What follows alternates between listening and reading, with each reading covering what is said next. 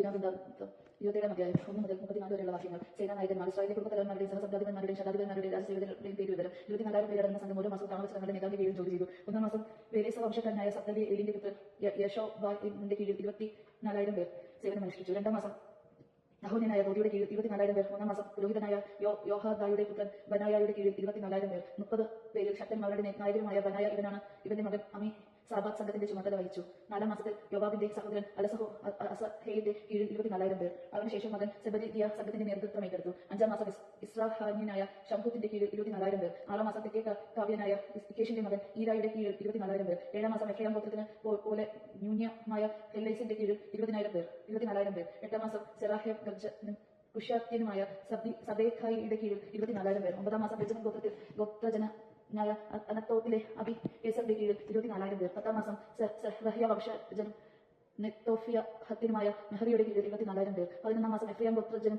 പിറത്തോത്യനുമായ ബനായുടെ കീഴിൽ 24,000 പേർ. 12-ാം മാസം ഒത്തിനേയൽ വംശജനും നെത്തോഫ്യനുമായ ഹെൽദായുടെ കീഴിൽ 24,000 പേർ. ഗോത്രാധിപന്മാർ. ഇസ്രായേൽ ഗോത്രങ്ങളിൽ റൂബന്റെ അധിപനാണ് സിക്രിയുടെ മകൻ ഏലിയസർ. ഗിമയോന്റെ അധിപൻ മാക്കയുടെ മകൻ ഷെഫാത്തിയ. ലേവിയുടെ അധിപൻ തെമുവേലിന്റെ മകൻ ഹഷാബിയോ. അറഹോം കുടുംബത്തിന്റെ തലവൻ സദോക്കായിരുന്നു. ദാവീദിന്റെ സഹോദരന്മാരിൽ ഒരുവനായ എലീഹു യൂദായുടെ തലവൻ. മിഖായലിന്റെ മകൻ ഓംരി. ഇസഹാക്കിന്റെ തലവൻ ഒബാദിയായുടെ മകൻ ഇഷ്മിയായ.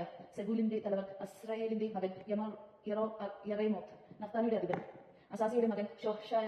എഫ്രൈമിന്റെ അധിപൻ പദായയുടെ മകൻ ജോയേൽ, മാനസയുടെ അധോഗോത്രത്തിന്റെ തലവൻ. സക്കറിയുടെ മകൻ ഈദ് ദോ ഗിലായതിലുള്ള മാനസയുടെ മറ്റേ അർദ്ധഗോത്രത്തിന്റെ അധിപൻ.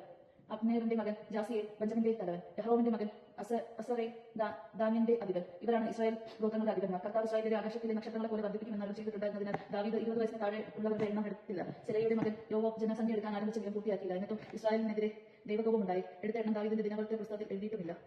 മേൽനോട്ടക്കാർ.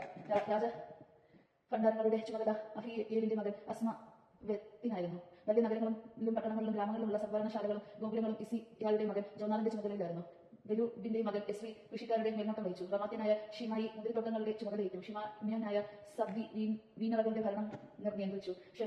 ഷെഫേലാരുടെ ഒലിവ് തോട്ടങ്ങളും അത്തിമരത്തോട്ടങ്ങളും ഗർദർക്കാരൻ ബലാഹനന്റെ കീഴിലായിരുന്നു. ഒലിവെണ്ണയുടെ സംഭരണശാല യോവാഷിന്റെ അധീനതയിലായിരുന്നു.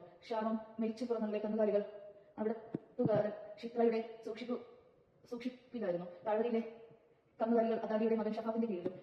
ഇഷ്മായേലിയനായ ഒബീൽ ഒട്ടകങ്ങളുടെ ചുമതല വഹിച്ചു. അറോന്യത്തനായ യഹ്ദൈനിയ പെൺകഴുതകളുടെ ഹിദ്രനായ യാസിസ് ആട്ടിൻപറ്റങ്ങളുടെയും സംരക്ഷണ ചുമതല വഹിച്ചു. ദാവീദ് രാജാവിന്റെ സംഘത്തിന്റെ ചുമതല വഹിച്ചത് ഇവരാണ്. ദാവീദ് അമ്മാവനായ ജോനാലിന്റെ പണ്ഡിതത്തിന് നിയമജ്ഞാനവുമായ ഉപദേഷ്ടാവായിരുന്നു. ഇവനും ഹക്മോനിയുടെ മകൻ യഹീലും രാജകുമാരന്മാരുടെ വിദ്യാഭ്യാസ കാര്യങ്ങൾ നോക്കി.